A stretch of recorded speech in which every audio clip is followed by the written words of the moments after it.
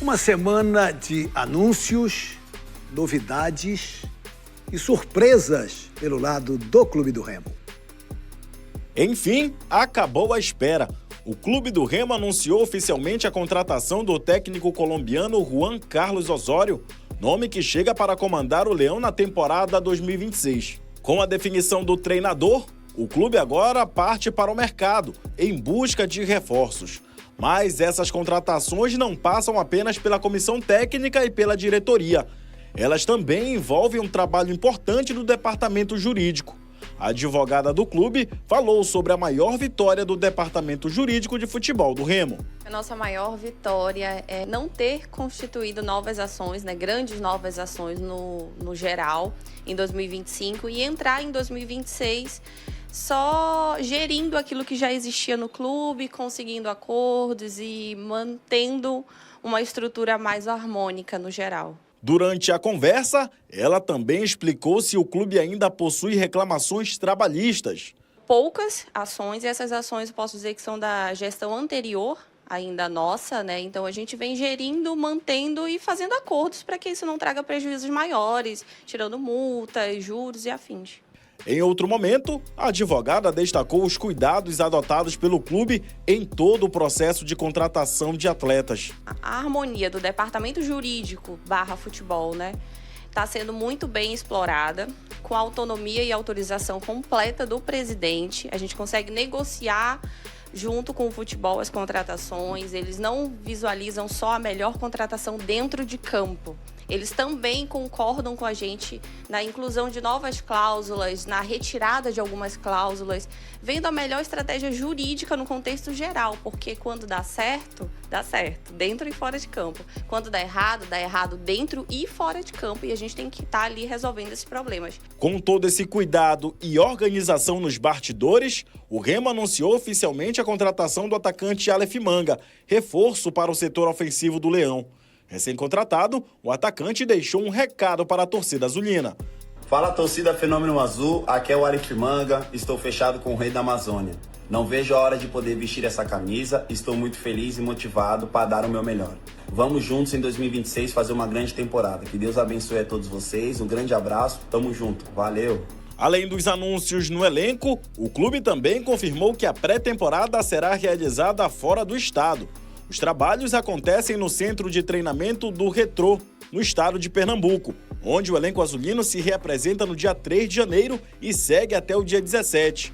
A programação se encerra na véspera da primeira partida oficial do ano, quando o Remo enfrenta o Águia de Marabá no dia 18 pela Supercopa Grão-Pará.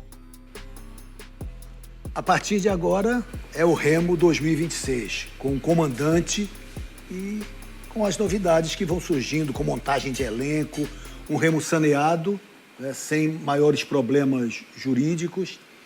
Mas eu queria começar, dentre as novidades do Clube do Remo, Liane e Gerson, falando sobre Juan Carlos Osório. A notícia da contratação do Osório foi impactante, inclusive para a mídia nacional. O prof, né? Houve com o anúncio uma surpresa, e muito debate.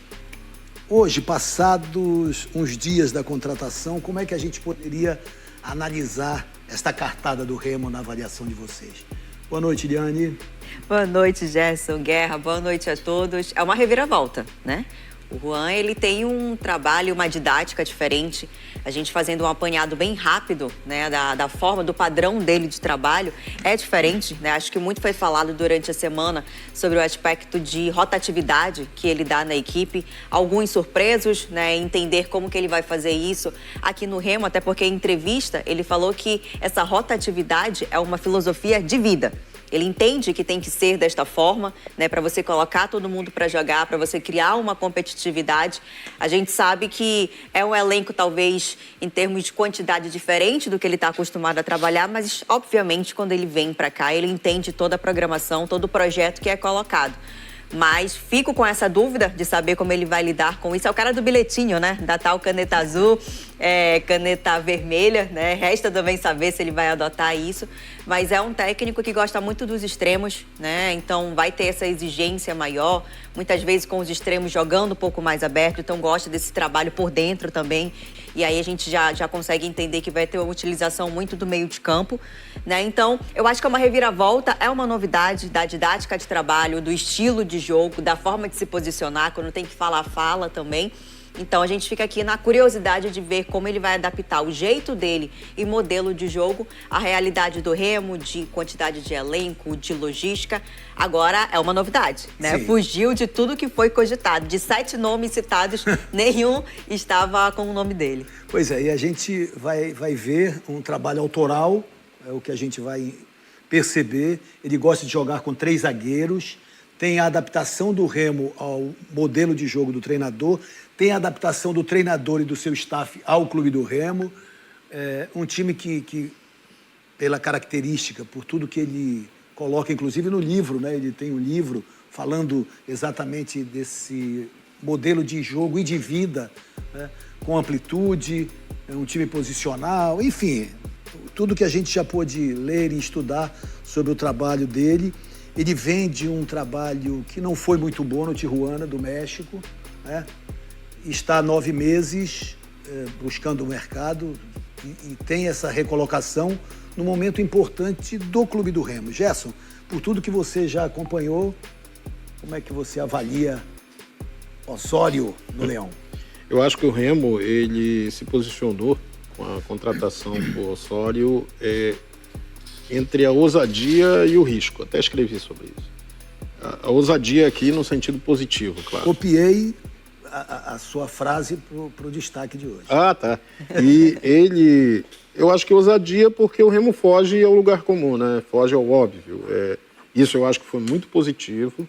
Um técnico de prateleira internacional, que a gente não tem aqui no futebol paraense, nortista, pelo menos há muito tempo. Eu acho que isso é sempre saudável. O risco, para mim, está basicamente em adaptação.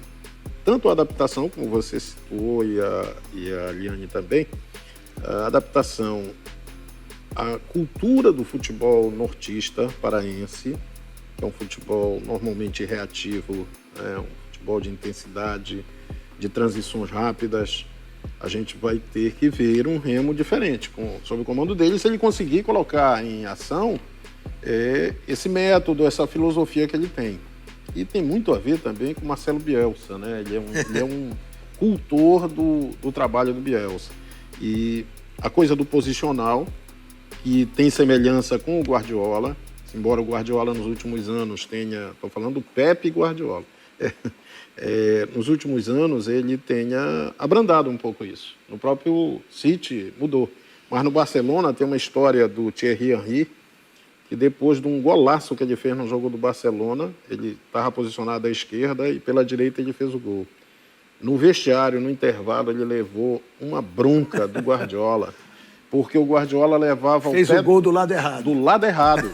Aí ele, pera lá, mas eu fiz o gol, né? O objetivo é o gol. Ele disse, não, comigo, o que é acertado previamente tem que ser cumprido. Eu tenho que confiar que o jogador ele vai responder aquilo que eu repassei. Essa é a ideia do Guardiola. E ele foi sacado no intervalo. Ele ficou assim, né, ali sem entender. Mas depois, hoje, ele elogia o Guardiola por isso, por esse rigor, né? Uhum.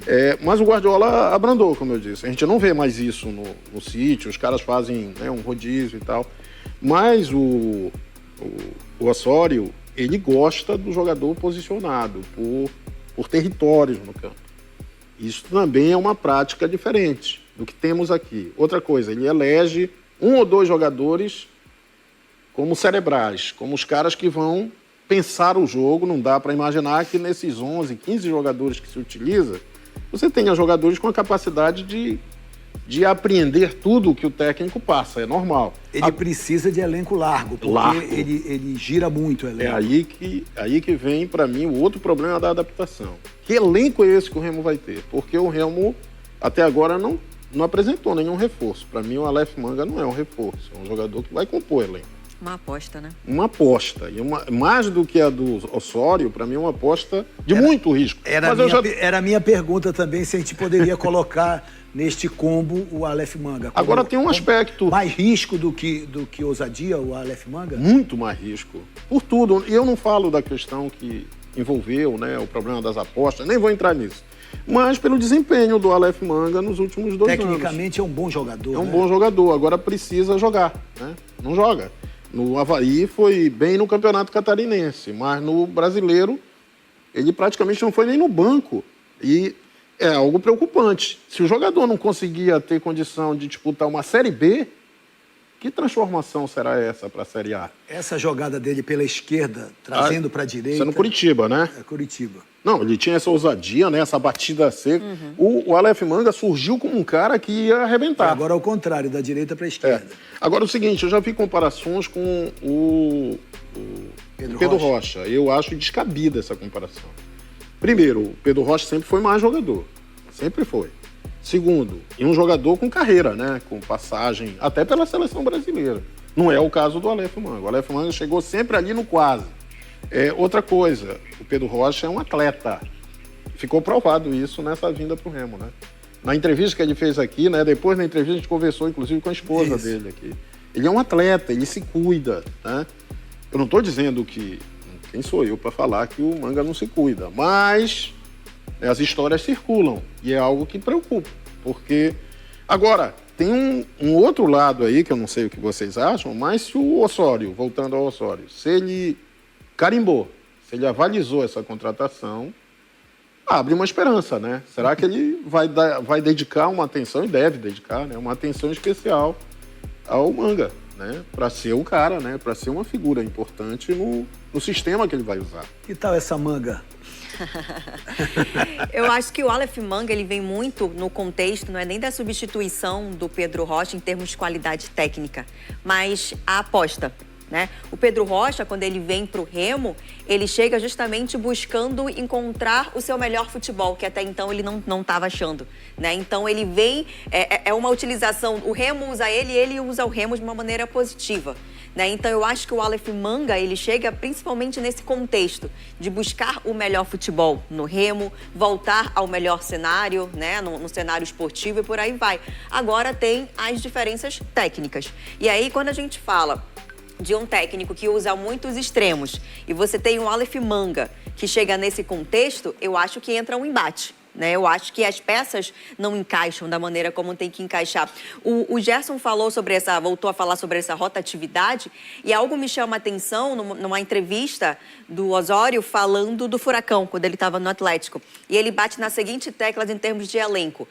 Zagueiro que joga pelo lado esquerdo tem que ser canhoto. Então, assim, aliás, ele gosta muito de jogador canhoto. Exato. Eu acho que eu poderia ter até uma oportunidade. Não tenha dúvidas, né? Então, quando você tem essa tecla batida do zagueiro canhoto, joga pela esquerda, isso te limita numa rotatividade quando você não tem um elenco grande. Porque se você não tem um elenco grande, você começa a fazer adaptações. E, pelo visto, ele não é muito a favor das adaptações. Só que isso são pontos que a gente está colocando de um padrão de trabalho dele. É lógico que foi um projeto apresentado para ele e se ele assinou esse projeto, ele está ciente, né? E o Remo vai fazer a sua pré-temporada lá na região metropolitana do Recife, lá no CT do Retrô, de 3 a 17, uma estrutura belíssima, né? O Remo está com obras um dos no melhores Baenão, centros de treinamento do continente. do continente. Remo com obras no Baenão, com obras no CT ou no CT Futuro, como diz o próprio presidente Tonião, que ele não considera a área do Outeiro um centro de treinamento. Então o Remo está trabalhando, enquanto isso vai para o CT do Retrô lá em Camaragibe, fica a 30 quilômetros do centro da capital pernambucana. E o Amazonas já está lá, interessante. O Amazonas, que foi rebaixado, está lá no CT do Retrô, vai trabalhar até o início de janeiro. Eles cedem, né? Ele tem esse sistema, né? Porque tem um alojamento, não tem um hotel de primeira qualidade, né? Além desses campos maravilhosos. Eles podem abrigar até três elencos ao mesmo tempo. É impressionante a estrutura. E o Remo faz isso, fica até o dia 17, dia 18 joga contra o Águia, pela Supercopa Grão-Pará, no Mangueirão. Dia 24 deve estrear no Campeonato Paraense, no sábado 24, contra o Bragantino, porque tem o jogo contra o Vitória no dia 28, lá em Salvador, na estreia da Série A. Aliás, a tabela da Série A divulgada esta semana pela CBF, oficialmente, traz toda esta sequência de jogos do Clube do Remo. Como em 1972, quando disputou pela primeira vez o Brasileiro, o Remo vai estrear em Salvador contra o Vitória. Depois, na segunda rodada, recebe o Mirassol e tem um problema nesse jogo, né? Porque o Remo tem uma perda de mando na decisão do STJD. Então, em tese, este jogo será sem público. Claro, o Remo entrou com recurso, porque além da perda, além da multa, perdeu o Nico e o Hernandes para 4 jogos, para os 4 primeiros jogos da Série A, mas está em grau de recurso. E aí a gente vai vendo, eu até elenquei aqui, o Fluminense vai jogar em março em Belém, o Vasco em abril, Palmeiras em maio, Flamengo na Semana da Pátria em setembro, Botafogo em outubro, viu, Gerson? E esse jogo do Flamengo... Corinthians em dezembro, esse na jogo do última Flamengo, rodada. o primeiro é lá. Sim, eu tô colocando os jogos de Belém. Essa é a tabela do primeiro turno, né? E aí vamos rebater para o segundo com os mandos invertidos. É isso que acontece exatamente nesta tabela da Série A. Agora tem um detalhe, aliás, tem 2 detalhes que eu queria colocar aqui para ver como o calendário do Remo é pesado. Entre a disputa da primeira fase do Paraense e o início da Série A, tem 2 datas sobrepostas para o Clube do Remo. O Remo tem jogo na terceira rodada do Parazão contra o Águia e no mesmo dia tem o jogo em Belém contra o Mirassol. O Remo tem o jogo na 5ª rodada contra o Castanhal e no mesmo dia tem o jogo contra o Atlético Mineiro em Belo Horizonte. Qual é a situação aqui? Possivelmente o Remo vai jogar com o Sub-20 no Paraense. Não tem, pelo menos a priori, como fazer remanejamento de datas, então o Remo deve jogar ou num dia pelo Brasileiro e no outro pelo Paraense, ou vice-versa, mas com o time profissional no Brasileiro da Série A e o time Sub-20 no Campeonato Paraense. E tem outras 2 situações, os jogos contra Cruzeiro e São Paulo. O jogo contra o Cruzeiro e o jogo contra o São Paulo, eles podem ir para o Baenão. É claro que o Remo está negociando com a CBF porque tem data possível de encaixe para que o Remo jogue contra o Cruzeiro em abril no Mangueirão e jogue contra o São Paulo em maio no Mangueirão, desde que fique para a última data disponível da rodada. Então o Remo está negociando com a CBF. Mas é só para a gente ter uma noção do tamanho da encrenca de calendário, né? Tudo na vida tem o bônus e tem o ônus. Né? Calendário pesadíssimo. Essa questão dos jogos aí do Cruzeiro e do São Paulo tem a ver, e são 2 adversários, né? Eu colocaria no terreno dos rentáveis, né? Altamente rentáveis, né? Receber esses clubes em Belém. Sim. Então, você desperdiçar uma receita dessas dói, né? Então, acho que o Remo vai aí labutar muito para tentar encaixar. São 2 shows, né? Eu me lembro, lógico, por razões naturais, roqueiras, que um deles é do Guns N' Roses. Aí, o outro é mais ou menos alguma coisa, o nome, né, da banda e tal. Mas o fato é que estão no caminho, né? Mais ou menos. Estão atrapalhando, né? Mas olha, é assim, né, Guerreiro? Eu acho que não tem jeito. O nível que o Remo atingiu indo à Série A acaba criando situações desse porte, até porque o Remo obrigatoriamente vai ter que fazer jogos no Mangueirão.